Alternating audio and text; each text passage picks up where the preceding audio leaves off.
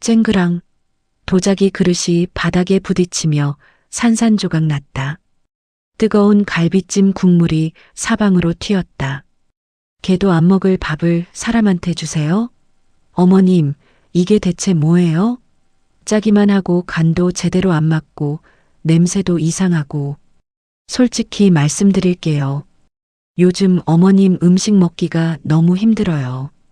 매일 이런 식이면 우리 가족 건강 다 망가져요. 저는 밖에서 먹고 올게요.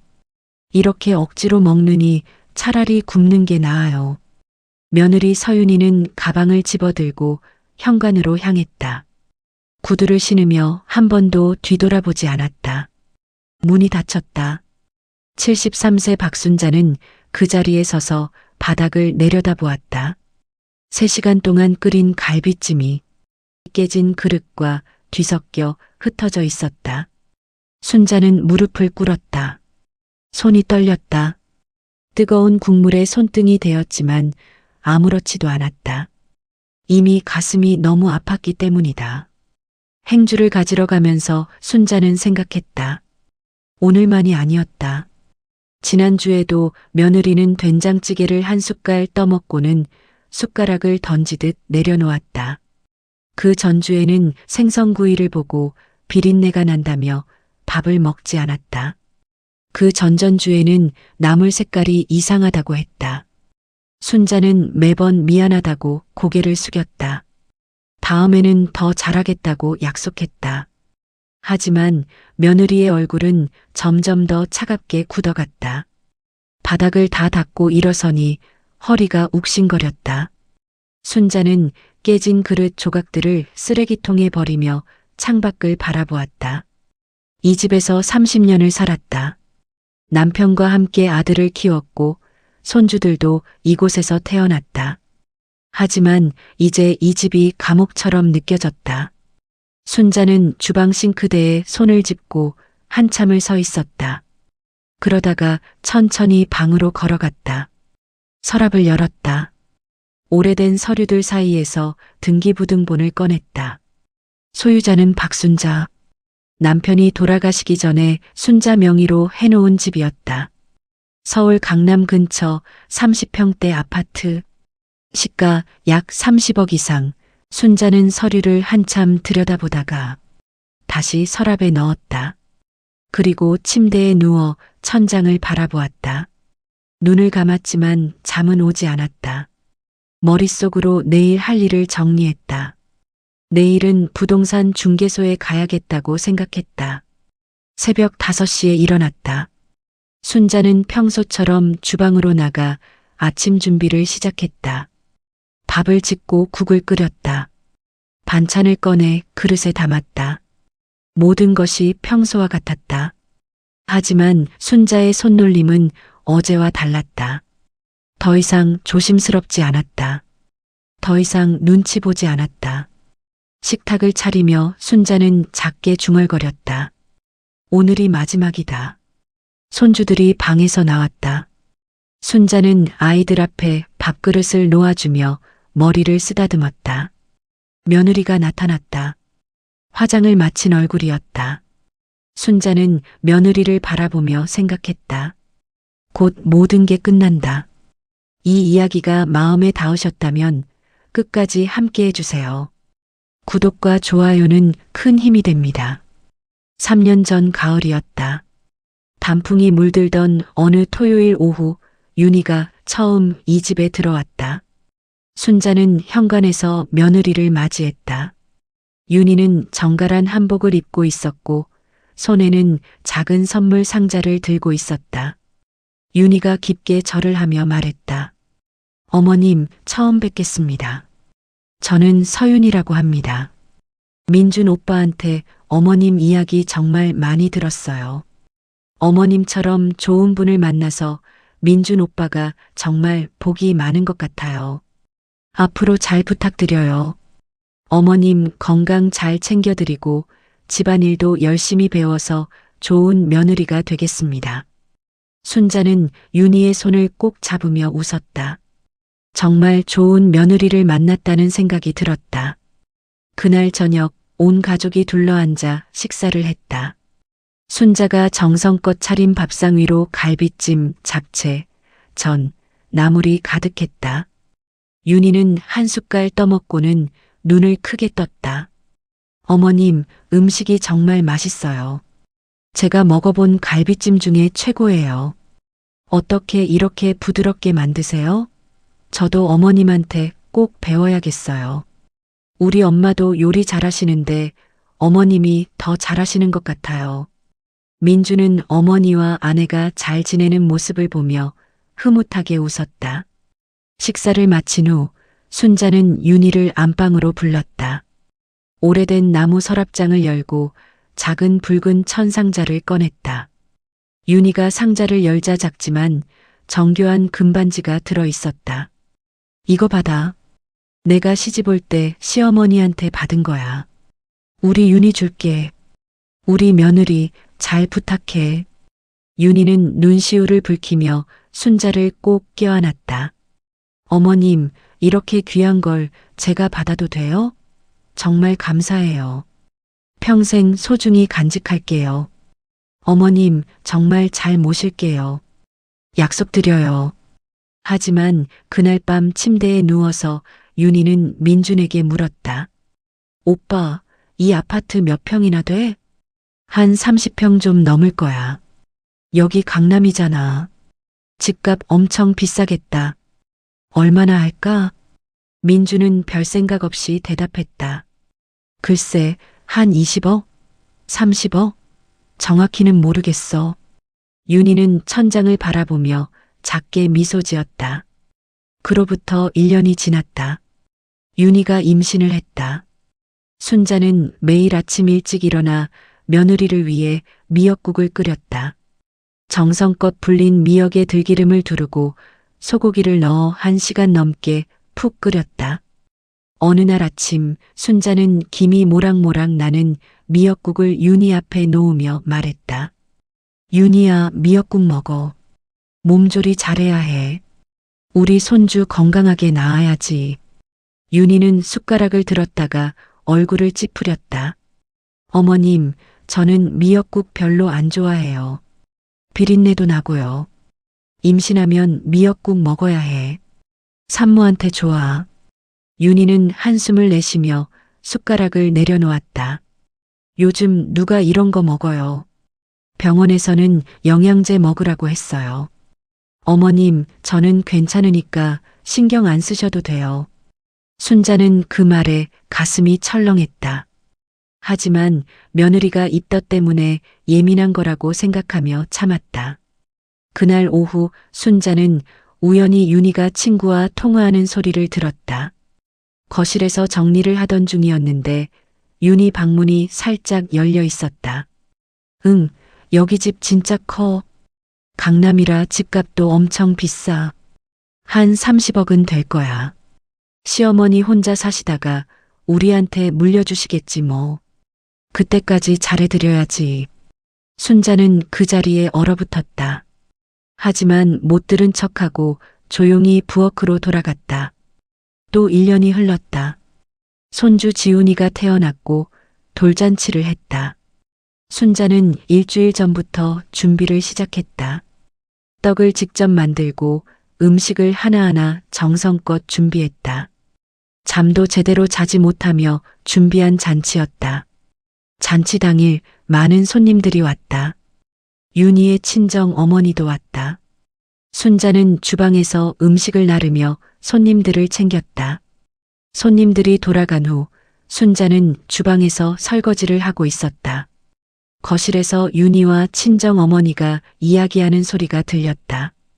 윤희가 작은 목소리로 말했지만 조용한 집안에서는 들릴 수밖에 없었다. 엄마, 시어머니가 만든 음식은 솔직히 맛이 별로예요. 옛날 스타일이라 간도 안 맞고 손님들이 잘 안 드시던데요. 엄마가 만든 음식이 훨씬 맛있어. 순자는 설거지하던 손을 멈췄다. 물이 뚝뚝 떨어지는 그릇을 들고 한참을 서 있었다.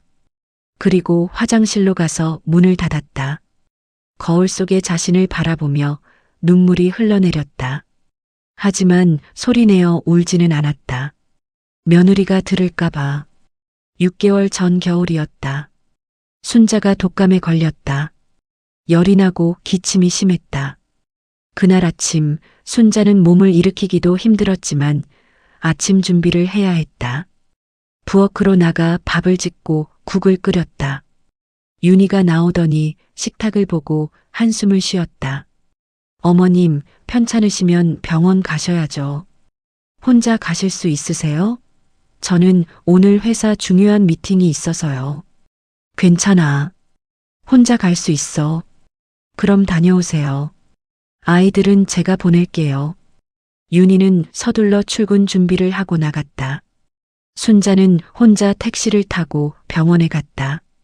주사를 맞고 약을 받아 집으로 돌아왔다. 온몸이 천근만근 무거웠다. 침대에 누워있고 싶었지만 저녁 준비를 해야 했다. 비틀거리며 일어나 부엌으로 갔다. 저녁 때 윤희가 돌아왔다. 식탁을 보더니 눈살을 찌푸렸다. 어머님이 아프시면 밥도 제대로 못하시네요. 반찬도 이것밖에 없고 국도 싱거워요. 솔직히 오늘 저녁은 못 먹겠어요. 저는 배달시켜 먹을게요. 순자는 고개를 숙였다. 미안하다. 다음에는 더 잘할게. 그날 밤 순자는 열이 더 올랐지만 아무에게도 말하지 않았다.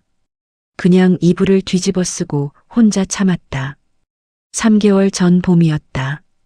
어느 날 오후 순자는 윤희방 청소를 하고 있었다. 침대 시트를 갈고 먼지를 털던 중 책상 서랍이 열려 있는 것을 발견했다. 서랍을 닫으려다가 노트가 보였다. 제목이 눈에 들어왔다. 재산 정리 계획. 순자의 손이 떨렸지만 노트를 펼쳤다. 거기에는 윤희의 필체로 빼곡하게 적혀 있었다. 강남 아파트 시세 확인 필요, 약 30억 추정. 상속세 절약 방법 알아보기, 세무사 상담. 시어머니 요양원 비용 조사, 월 300만 원 정도. 집 매도 후 자금 운용 계획. 순자는 노트를 보며 온몸이 얼어붙는 것을 느꼈다. 며느리가 자신을 대하던 태도, 점점 심해지던 모욕, 모든 것이 이해됐다. 순자는 노트를 원래 자리에 놓고 방을 나왔다. 거실 소파에 앉아 한참을 멍하니 앞을 바라보았다. 그리고 조용히 결심했다. 아무 내색하지 않기로. 대신 계획을 세우기 시작했다. 그날 이후 순자는 달라졌다. 겉으로는 여전히 며느리에게 친절했지만 마음속으로는 준비를 하고 있었다. 윤희는 순자의 변화를 눈치채지 못했다. 아니, 애초에 시어머니에게 관심이 없었기 때문에 알 리가 없었다. 2개월 전 여름이었다. 순자는 거실에서 TV를 보고 있었다. 윤희가 소파에 앉아 무언가를 보고 있었다. 순자가 무심코 고개를 돌렸을 때 윤희의 손에 들린 팸플릿이 눈에 들어왔다. 요양원 안내 팸플릿이었다. 표지에 큰 글씨로 적혀 있었다. 실버타운 프리미엄 케어. 순자는 가슴이 철렁 내려앉는 것을 느꼈다. 윤희는 팸플릿을 넘기며 가격표를 보고 있었다. 순자가 조심스럽게 물었다. 윤희야, 그게 뭐니? 윤희는 깜짝 놀라 고개를 들었다. 잠깐 당황한 표정을 지었지만 곧 웃으며 대답했다. 아, 이거요? 회사 동료 어머님이 요양원에 계시는데 거기 좋다고 해서 자료 좀 받아봤어요. 요즘 요양원들이 시설도 좋고 프로그램도 다양하더라고요. 어머님도 나중에 편하게 지내실 수 있을 것 같아서요. 집에서 혼자 계시는 것보다 또래분들이랑 어울리면 더 좋잖아요. 순자는 아무 말도 하지 못했다. 윤희는 계속 말했다.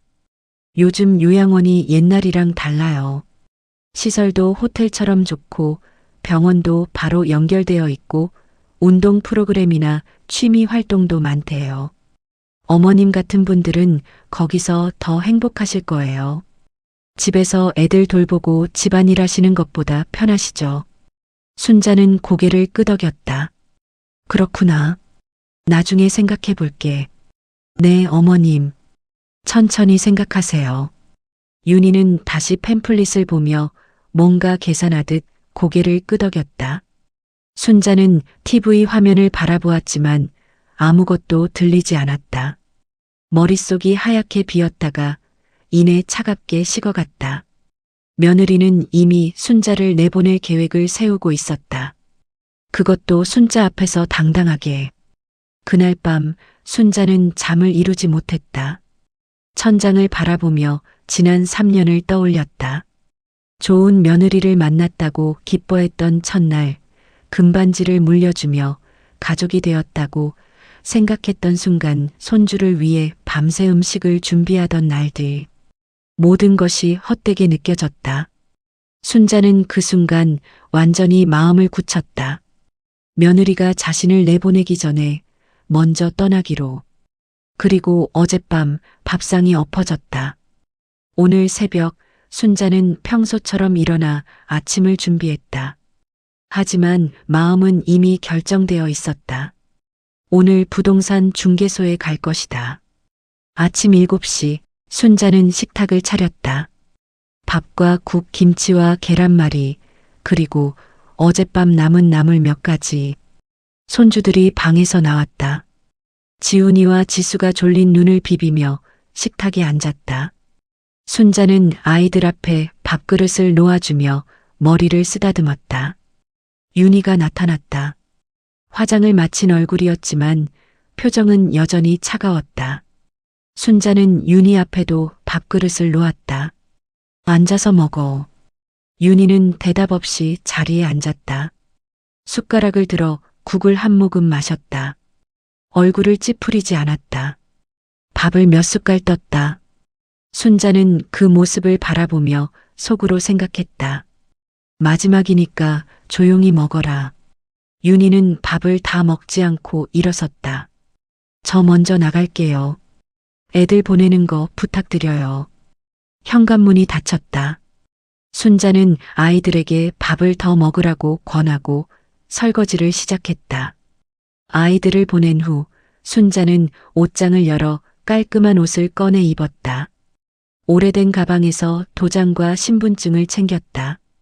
그리고 집을 나섰다. 부동산 중개소는 아파트 단지 입구에서 5분 거리에 있었다. 순자는 천천히 걸으며 주변을 둘러보았다. 30년을 살았던 동네였다. 저기 은행나무는 남편이 심은 것이었다. 아들이 저 나무 아래서 자전거를 배웠고 손주들이 처음 걸음마를 뗐다. 순자는 나무를 한참 바라보다가 고개를 돌렸다. 그리고 부동산 중개소 문을 열었다. 중년의 남자가 책상에 앉아 있었다. 순자를 보고 일어나 인사했다. 어서 오세요. 무슨 일로 오셨어요? 집을 팔려고요. 아, 매도하시려고요. 어디 집이신데요? 순자는 주소를 말했다. 중개인은 컴퓨터를 두드리며 시세를 확인했다. 얼굴에 놀라움이 번졌다. 와, 이 집 위치가 정말 좋네요. 30평대 강남권이면 요즘 시세로 30억은 넘을 것 같은데요. 금매로 내놓으시면 조금 빨리 팔릴 수도 있고요. 혹시 얼마에 내놓으실 생각이세요? 25억에 빨리 팔고 싶어요. 중개인은 눈을 크게 떴다. 25억이요? 그 정도면 일주일 안에 팔립니다. 확실합니다. 근데 혹시 가족분들은 아세요? 순자는 잠시 망설였다. 아직은 몰라요. 제 명의니까 제가 결정할 수 있죠? 당연하죠. 어르신 명의시면 어르신이 결정하시면 됩니다. 그런데 보통은 가족들과 상의를 하시는데, 어르신께서 결정하신 거면 저희가 뭐라 할 수는 없죠. 그럼 매물로 바로 등록해 드릴게요. 사진은 제가 나중에 찍으러 갈게요. 빨리 부탁드려요. 걱정 마세요. 이 가격이면 금방 나갈 겁니다.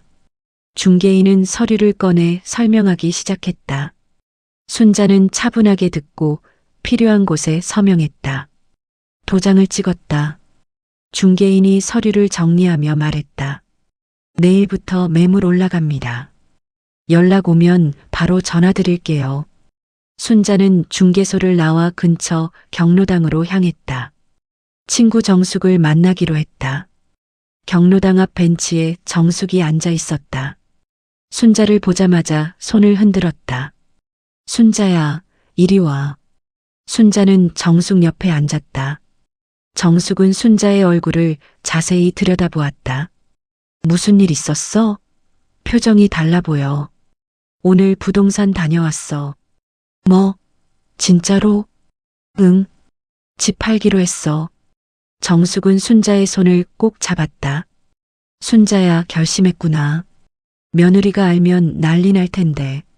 그래서 빨리 해야 해. 며느리가 눈치채기 전에. 얼마에 내놨어? 25억. 정숙은 입을 다물지 못했다. 25억? 30억도 넘는 집을 25억에? 순자야, 그건 너무 아까운 거 아니야? 빨리 팔고 싶어. 돈은 중요하지 않아. 그래도 민준이는 엄마 편이잖아. 순자는 잠시 침묵했다. 잘 모르겠어. 민준이가 날 도와줄지 아내 편을 들지. 정숙은 한숨을 내쉬었다. 순자야, 힘들겠다. 그래도 내가 결정한 거니까 내가 응원할게. 필요하면 언제든 연락해. 고마워. 두 사람은 한동안 말없이 앉아 있었다. 바람이 불어왔다. 나뭇잎이 흔들렸다. 순자는 하늘을 올려다보았다. 구름이 천천히 흘러갔다. 이틀 후 중개인에게서 전화가 왔다. 어르신, 집 보러 오신다는 분들이 계세요. 내일 오후 2시에 괜찮으세요? 네, 괜찮아요. 가족분들은 안 계시죠? 며느리는 회사 갈 시간이니까 없을 거예요. 알겠습니다. 그럼 내일 뵙겠습니다. 다음 날 오후 중년 부부가 집을 보러 왔다. 남편은 40대 후반으로 보였고 아내는 정갈한 옷차림이었다. 중개인이 함께 왔다. 순자는 집안을 안내했다. 부부는 거실, 방, 주방을 꼼꼼히 살펴보았다. 남편이 베란다를 보며 감탄했다. 여기 뷰가 정말 좋네요. 한강도 보이고. 아내도 고개를 끄덕였다. 집 상태도 좋고 구조도 마음에 들어요. 25억이면 정말 괜찮은 가격인데요. 어르신, 혹시 급하게 파시는 이유라도 있으세요? 순자는 잠시 말을 멈췄다가 대답했다. 개인적인 사정이 있어요. 아, 그렇군요. 실례했습니다. 부부는 다시 집안을 둘러보았다. 남편이 아내에게 속삭였다. 여보, 이 집 괜찮은 것 같은데? 응, 나도 마음에 들어. 가격도 좋고. 중개인이 순자에게 다가와 작은 목소리로 말했다. 어르신, 이분들 관심 많으신 것 같아요. 계약 진행될 것 같습니다. 부부가 현관으로 나가며 말했다. 저희 한 번 더 상의해보고 연락드릴게요. 빠르면 내일쯤? 네, 천천히 생각하세요. 하지만 순자는 알고 있었다. 저 부부는 오늘 안에 결정할 것이다. 그날 저녁 과연 중개인에게서 전화가 왔다. 어르신, 그 부부가 계약하시겠대요. 내일 중개소로 오실 수 있으세요? 네, 갈게요. 어르신, 정말 괜찮으신 거예요? 가족분들한테 말씀 안 하셔도? 괜찮아요. 제 결정이에요. 다음 날 아침 순자는 평소보다 일찍 일어났다. 옷을 갈아입고 가방을 챙겼다. 윤희가 출근한 후 순자는 집을 나섰다. 중개소에 도착하니 그 부부가 이미 와 있었다. 서류가 준비되어 있었다. 중개인이 하나하나 설명했다. 순자는 차분하게 듣고 서명했다. 도장을 찍었다. 계약금 2억 5천만 원이 순자의 계좌로 입금되었다. 중도금 10억 원은 2주 후, 잔금 12억 5천만 원은 한 달 후에 받기로 했다. 어르신, 축하드립니다. 계약 완료됐습니다. 부부도 순자에게 인사했다. 어르신, 좋은 직 감사합니다. 잘 살게요. 순자는 계약서를 손에 들고 중개소를 나왔다. 손이 떨렸다. 이제 돌이킬 수 없었다. 집으로 돌아가는 길, 순자는 계약서를 가방에 넣었다. 그리고 생각했다. 며느리가 알게 되는 건 시간 문제다. 하지만 이미 계약은 끝났다.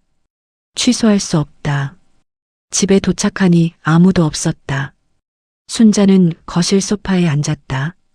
계약서를 다시 꺼내 들여다보았다. 매도인 박순자, 매수인 김진수, 이미경, 매매가 25억. 순자는 계약서를 테이블 위에 놓았다. 일부러 잘 보이게. 저녁이 되었다. 손주들이 학원에서 돌아왔다. 순자는 저녁을 준비했다. 윤희가 돌아왔다. 평소처럼 가방을 소파에 던지고 신발을 벗었다. 순자는 주방에서 그 모습을 바라보았다. 윤희가 거실을 지나가다가 테이블 위에 서류를 발견했다. 이게 뭐예요? 윤희는 서류를 집어들었다. 첫 장을 넘겼다. 부동산 매매 계약서. 윤희의 얼굴이 굳어졌다. 두 번째 장을 넘겼다. 매도인 박순자. 매매가 25억. 윤희의 손이 떨렸다. 어머님, 이게 대체 뭐예요? 무슨 계약서예요? 순자는 주방에서 나와 윤희를 바라보았다. 보면 알잖아. 집 매매 계약서야. 집을 팔았다고요? 어머님이 우리한테 말도 없이 집을 팔았다고요? 이게 말이 돼요? 우리가 여기서 살고 있는데 어떻게 그런 결정을 혼자 하세요? 25억이요? 이 집이 30억도 넘는데 왜 25억에 팔아요? 도대체 무슨 생각으로 이러시는 거예요? 윤희의 목소리가 점점 커졌다. 순자는 차분하게 대답했다. 이 집은 내 명의야. 내가 결정할 수 있어. 어머님, 지금 정신이 있으세요? 우리한테 상의도 없이? 민준 오빠한테 말씀드릴 거예요. 이건 정말 말도 안 돼요. 윤희는 휴대폰을 꺼내 민준에게 전화를 걸었다. 다급한 목소리로 말했다. 오빠, 지금 당장 집에 와봐요. 어머님이 집을 팔았어요. 우리한테 말도 없이. 빨리 와요. 전화를 끊고 윤희는 순자를 노려보았다. 어머님, 계약 취소하셔야 해요. 지금 당장. 안 돼. 왜요? 이미 끝났어. 계약금도 받았고. 윤희는 소파에 주저앉았다. 손으로 얼굴을 감쌌다. 순자는 그 모습을 바라보다가 방으로 들어갔다. 문을 닫았다. 침대에 앉아 창밖을 바라보았다. 이제 시작이다. 이틀 후 민준이 집에 돌아왔다. 출장을 서둘러 마치고 온 얼굴이 지쳐 있었다. 현관문을 열자마자 윤희가 달려왔다. 오빠, 드디어 왔어요. 어머님이 집을 팔았다고 했어요. 우리한테 말도 없이. 25억에. 이게 말이 돼요? 30억도 넘는 집을 25억에 팔았어요. 계약도 이미 끝났대요. 계약금도 받았대요. 우리는 어디서 살라고 그래요?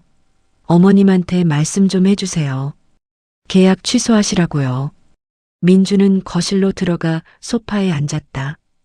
테이블 위에 놓인 계약서를 집어들었다. 한 장 한 장 넘기며 읽었다. 순자는 주방에서 차를 준비하고 있었다. 민주는 계약서를 내려놓고 어머니를 불렀다. 엄마, 이거 진짜예요? 순자는 차를 민준 앞에 놓으며 대답했다. 응, 진짜야. 왜요? 갑자기 왜 집을 파신 거예요? 우리한테 말씀이라도 하시지. 엄마, 이건 너무 심한 거 아니에요? 순자는 민준 맞은편에 앉았다. 차분하게 말을 이었다. 민준아, 이 집은 내 명의야. 내가 살 집이고 내가 결정할 수 있는 거야. 너희한테 미안하지만 나는 더 이상 여기서 살고 싶지 않아. 며느리가 나를 어떻게 대했는지 너는 아니? 매일 음식을 만들어도 맛없다고 하고 밥상을 엎기도 했어. 걔도 안 먹을 음식이라고 했어. 나는 그걸 보고 바닥에 쏟아진 음식을 닦으면서 생각했어. 내가 왜 이렇게 살아야 하나? 내 집인데 왜 내가 눈치를 보며 살아야 하나? 민주는 윤희를 돌아보았다. 윤희는 고개를 돌리며 변명했다. 오빠, 나도 회사 일 때문에 스트레스가 엄청 많았어요. 그래서 좀 예민했던 거예요. 그렇다고 어머님이 집을 파는 건 너무 심하잖아요. 우리 가족은 어떡하라고요? 민주는 한숨을 내쉬며 말했다. 윤희야, 엄마가 만든 음식에 그런 말을 했어? 밥상을 엎었다고? 그건 정말 아니지. 그건 그때 내가 너무 화가 나서 미안해요. 민주는 다시 순자를 바라보았다. 엄마, 윤희가 잘못한 건 맞아요. 근데 그래도 집을 파는 건 너무 심한 거 아니에요? 우리가 이 집에서 살고 있는데 상의도 없이 파신 건 가족인데 그렇게 하시면 안 되죠. 순자는 민준의 말에 가슴이 철렁 내려앉는 것을 느꼈다. 민준아, 너도 네 아내 편이구나. 그게 아니라 엄마. 우리 입장도 생각해 주셔야죠. 너희 입장? 나는 매일 무시당하고 모욕당했어. 내 입장은 생각 안 해? 윤희가 끼어들었다. 어머님, 그럼 그 돈은 어떻게 하실 건데요? 25억이나 되는 큰 돈을요. 순자는 윤희를 똑바로 바라보았다. 계획 있어. 내가 쓸 거야. 민준 오빠 몫은요?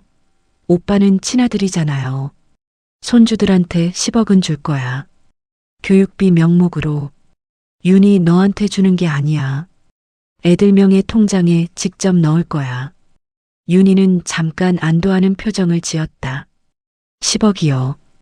그럼 나머지 15억은요? 5억은 요양원 입소비랑 생활비로 쓸 거고 5억은 자선단체에 기부할 거야. 나머지 5억은 내가 여행이나 다니면서 쓸 거야. 윤희의 얼굴이 하얗게 질렸다. 기부요? 가족도 아닌 남한테 5억을 기부한다고요? 그리고 여행? 어머님 연세에 무슨 여행을요? 순자는 차갑게 대답했다. 내 돈이니까 내 마음대로야. 너는 상관없어. 상관없긴요. 그건 우리 가족 돈이에요. 어머님, 저희한테도 좀 생각해 주세요. 10억으로 어떻게 살아요? 집도 사야 하고 애들도 키워야 하는데요. 제발 좀 더 주세요. 5억만이라도요. 순자는 윤희를 보며 웃었다. 역시 돈 때문이었구나. 너는 나한테 관심이 없었어. 내가 만든 음식도, 내 건강도, 내 마음도. 오직 이 집과 돈에만 관심이 있었지. 내가 언제 죽을지, 이 집을 언제 물려받을지만 계산하고 있었어. 내 방에서 노트 봤어.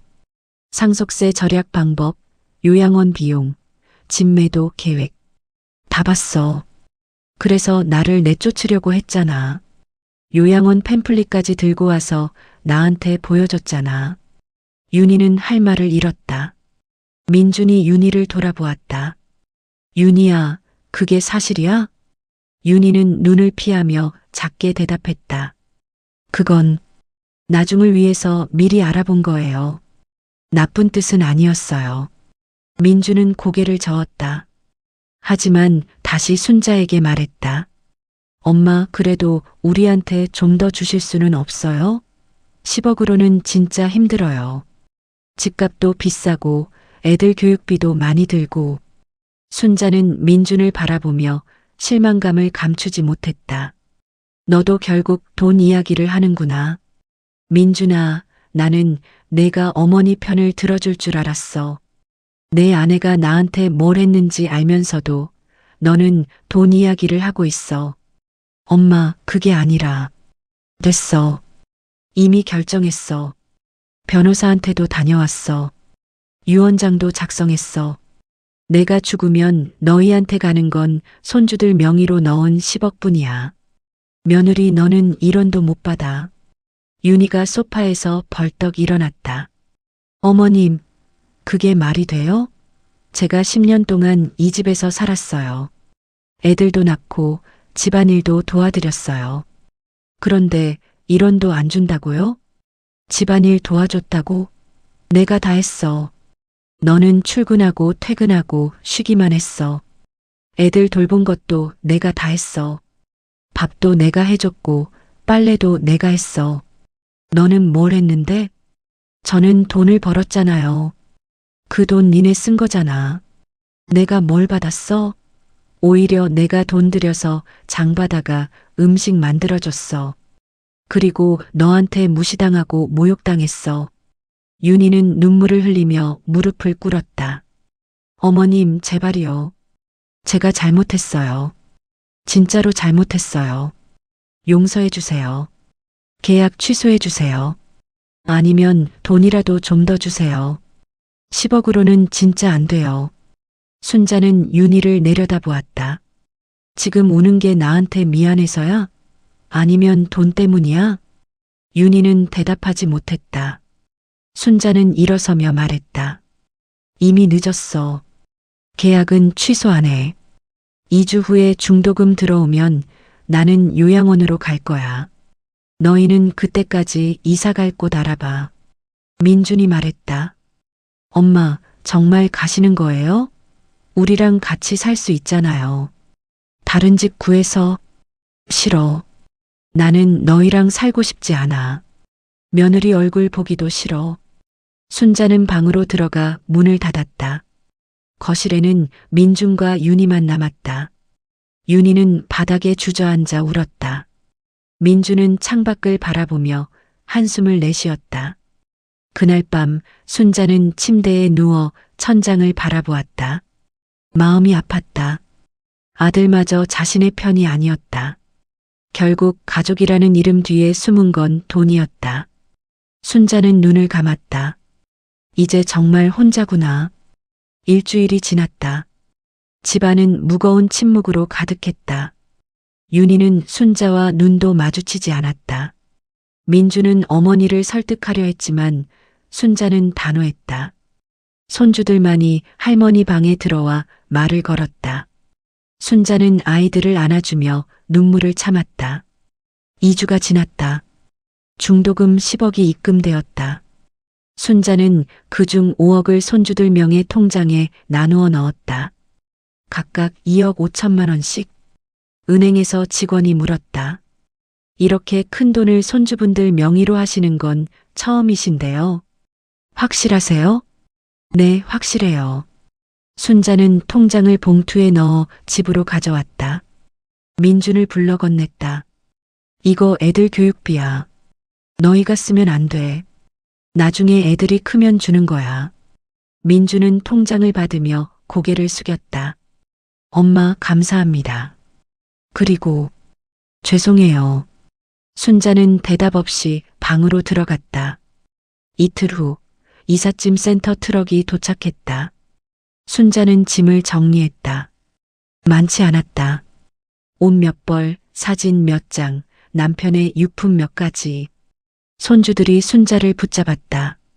할머니, 가지 마세요. 할머니, 자주 올게. 보고 싶으면 언제든 연락해. 할머니. 순자는 아이들을 안아주었다. 눈물이 흘렀다. 하지만 발걸음을 멈추지 않았다. 짐을 트럭에 실었다. 윤희는 거실 구석에 서서 그 모습을 바라보았다. 순자는 윤희를 보지 않았다. 민준이 어머니를 택시까지 배웅했다. 엄마, 연락 자주 드릴게요. 그래. 건강하세요. 순자는 택시에 올랐다. 뒤돌아보지 않았다. 택시가 출발했다. 아파트가 점점 멀어졌다. 30년을 살던 집이 사라졌다. 순자는 창밖을 바라보며 생각했다. 이제 끝이야. 새로운 시작이야. 요양원은 생각보다 조용했다. 순자의 방은 1인실이었다. 깨끗한 침대, 작은 책상, 창밖으로 보이는 정원. 순자는 짐을 풀며 창밖을 바라보았다. 나무들이 바람에 흔들렸다. 새들이 날아다녔다. 평화로웠다. 원장이 문을 두드렸다. 어르신, 불편한 거 없으세요? 필요한 거 있으면 언제든 말씀하세요. 아니에요. 다 좋아요. 식사 시간은 아침 7시, 점심 12시, 저녁 6시예요. 식당에서 드시면 돼요. 혼자 드시기 힘드시면 방으로 가져다 드릴 수도 있고요. 식당에서 먹을게요. 네, 그럼 편히 쉬세요. 원장이 나갔다. 순자는 침대에 앉았다. 이상했다. 집을 떠났는데 마음이 편했다. 30년을 살던 집보다 이곳이 더 편하게 느껴졌다. 아무도 순자를 무시하지 않았다. 아무도 순자가 만든 음식을 개밥이라고 하지 않았다. 아무도 순자에게 요양원 가라고 하지 않았다. 순자는 처음으로 웃었다. 한 달이 지났다. 순자는 요양원 생활에 적응했다. 아침마다 산책을 했다. 다른 어르신들과 이야기를 나눴다. 식사도 깔끔하게 나왔다. 누구도 순자를 힘들게 하지 않았다. 가끔 민준이 전화를 했다. 엄마, 잘 지내세요? 응, 잘 지내. 애들이 보고 싶대요. 나도 보고 싶어. 주말에 데리고 와. 네, 엄마. 민준과 윤희는 전세집으로 이사했다. 15평짜리 작은 아파트였다. 전세금은 민준의 저축과 대출로 마련했다. 윤희는 매일 힘들어했다. 넓은 집에서 좁은 집으로 시어머니가 해주던 모든 것을 이제 윤희가 해야 했다. 아침 준비, 아이들 학교 보내기, 저녁 준비, 설거지, 빨래. 회사 일까지 하면서 집안일을 하니 온몸이 부서지는 것 같았다. 어느 날 저녁 윤희는 라면을 끓였다. 아이들에게 줄 저녁이었다. 냄비에 물을 끓이며 윤희는 시어머니를 떠올렸다. 매일 아침 일찍 일어나 밥을 차려주던 모습, 손주들 도시락을 정성껏 싸주던 모습, 아이들을 챙기던 모습. 윤희는 그때 당연하다고 생각했다. 시어머니가 하는 게 당연하다고. 하지만 이제 시어머니가 없으니 모든 게 윤희의 몫이 되었다. 라면을 끓이며 윤희는 눈물을 흘렸다. 저녁이 되자 민준과 아이들이 돌아왔다. 식탁에는 라면 3그릇뿐이었다. 지훈이가 물었다. 엄마, 오늘도 라면이에요? 할머니가 해주던 밥이 먹고 싶어요. 윤희는 대답하지 못했다. 민준도 라면을 보며 한숨을 쉬었다. 가족은 말없이 라면을 먹었다. 그날 밤 윤희는 민준에게 말했다. 오빠 요양원에 가서 어머님께 사과하고 싶어. 갑자기 내가 정말 잘못했어. 어머님이 얼마나 많은 일을 해주셨는지 이제야 알겠어. 어머님 없이는 진짜 힘들어. 어머님께 사과하고 용서 구하고 싶어. 민주는 고개를 끄덕였다. 그래, 내일 같이 가자. 다음 날 민준과 윤희는 요양원을 찾았다. 원장이 나와 맞이했다. 무슨 일로 오셨어요? 저희 어머님 면회 왔습니다. 원장은 난처한 표정을 지었다. 죄송한데요. 어르신께서 며느리분 면회는 거부하셨어요. 윤희의 얼굴이 하얗게 질렸다. 네, 면회 거부요? 네, 어르신께서 며느리분은 절대 안 만난다고 하셨어요. 아들인 저도요? 원장은 고개를 저었다. 아드님은 괜찮으세요. 손주분들도 언제든 환영이시고요. 다만 며느리분만. 윤희는 무릎이 꺾이는 것 같았다. 민준이 부축했다. 알겠습니다. 그럼 저만 들어가도 될까요? 네, 잠깐만 기다리세요. 민준은 혼자 순자의 방으로 갔다. 순자는 창가에 앉아 책을 읽고 있었다. 엄마, 왔니? 네. 엄마 건강하시죠? 응, 여기 좋아. 민주는 어머니 옆에 앉았다. 엄마, 윤희가 정말 반성하고 있어요. 요즘 집안일하면서 엄마가 얼마나 고생하셨는지 깨달았대요. 한 번만 만나주시면 안 돼요? 순자는 책을 덮으며 대답했다. 민준아, 나는 며느리 얼굴 보기 싫어. 용서는 할 수 있어. 하지만 다시 보고 싶지는 않아. 엄마, 너는 자주 와. 애들도 데리고 오고. 하지만 며느리는 안 돼. 민주는 더 이상 말하지 못했다. 요양원을 나와 윤희에게 말했다. 엄마가 안 만나주시겠대.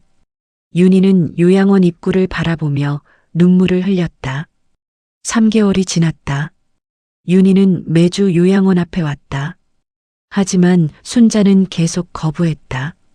어느 날 윤희는 도시락을 싸서 가져왔다. 순자가 좋아하던 음식들이었다. 원장에게 부탁해서 전해달라고 했다. 그리고 편지도 함께. 어머님, 제가 얼마나 잘못했는지 이제야 알았어요. 어머님이 해주신 모든 것들이 얼마나 소중했는지, 얼마나 감사해야 했는지. 용서해 주세요. 다시 한 번만 기회를 주세요. 며느리 윤희 올림. 순자는 편지를 읽었다. 도시락을 열어보았다. 정성껏 만든 음식들이었다. 순자는 한 숟갈 떠서 입에 넣었다. 간이 맞지 않았다. 하지만 노력은 보였다. 순자는 도시락을 덮고 창밖을 바라보았다. 윤희가 벤치에 앉아 있었다. 기다리고 있었다. 순자는 커튼을 닫았다. 6개월이 지났다. 윤희는 여전히 가끔 요양원 앞에 왔다. 하지만 순자는 한 번도 만나주지 않았다. 민준과 손주들은 정기적으로 방문했다. 순자는 아이들과 시간을 보내며 행복해했다. 어느 날 원장이 물었다. 어르신, 며느리분이 또 오셨어요. 이번엔 만나보시겠어요? 순자는 고개를 저었다. 아니요. 아직은요. 언젠가는 만나주실 거예요? 순자는 창밖을 바라보며 대답했다. 모르겠어요. 용서는 했어요. 하지만 다시 그때로 돌아갈 순 없어요. 원장은 더 이상 묻지 않았다. 순자는 혼자 정원을 산책했다. 바람이 불었다. 나뭇잎이 떨어졌다. 순자는 그 나뭇잎을 밟으며 걸었다. 마음이 편했다. 이제 자신의 삶이었다. 1년이 지났다. 순자는 요양원에서 새로운 삶을 살고 있었다. 아침마다 정원을 산책하고 다른 어르신들과 차를 마시며 이야기를 나눴다. 가끔은 여행도 갔다. 제주도, 부산, 경주. 가보고 싶었던 곳들을 다녔다. 남은 돈으로 자신을 위해 살았다. 누구의 눈치도 보지 않았다. 누구에게도 무시당하지 않았다. 처음으로 자유로웠다. 민주는 한 달에 2번씩 아이들을 데리고 왔다. 손주들은 할머니와 시간을 보내며 행복해했다. 순자도 아이들을 안아주며 웃었다. 하지만 윤희는 한 번도 볼 수 없었다. 윤희는 여전히 가끔 요양원 앞에 왔다. 벤치에 앉아 3층 창문을 바라보았다. 하지만 커튼은 항상 닫혀 있었다. 윤희는 도시락을 원장에게 맡기고 돌아갔다. 편지도 함께.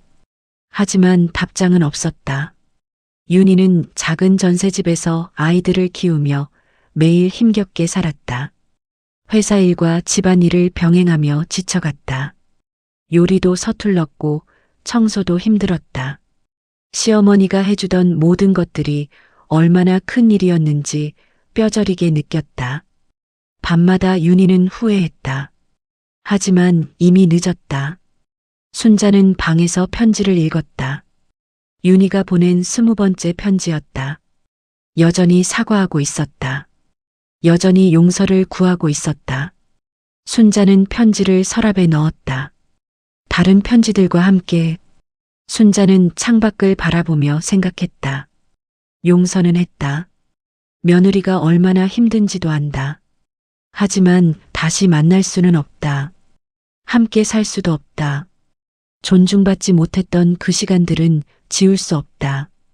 밥상을 엎었던 그 순간, 개도 안 먹을 음식이라던 그 말은 잊을 수 없다. 순자는 거울 앞에 섰다. 1년 전보다 얼굴이 밝아졌다. 주름은 여전했지만 눈빛이 달랐다. 평화로웠다. 순자는 웃었다. 자신을 위해 선택했고 그 선택은 옳았다. 누구도 함부로 대해서는 안 된다. 나이가 많다고 시어머니라고 가족이라고 해서 무시해도 되는 건 아니다. 존중은 선택이 아니라 필수다. 순자는 가방을 들고 방을 나섰다. 오늘은 친구 정숙과 함께 설악산에 가기로 했다.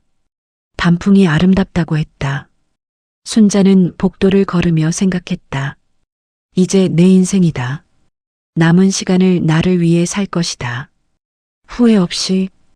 이 이야기가 여러분의 삶에도 용기를 주었길 바랍니다. 누구도 함부로 대해서는 안 됩니다. 존중은 선택이 아닙니다. 구독과 좋아요는 더 많은 이야기를 만드는 힘이 됩니다.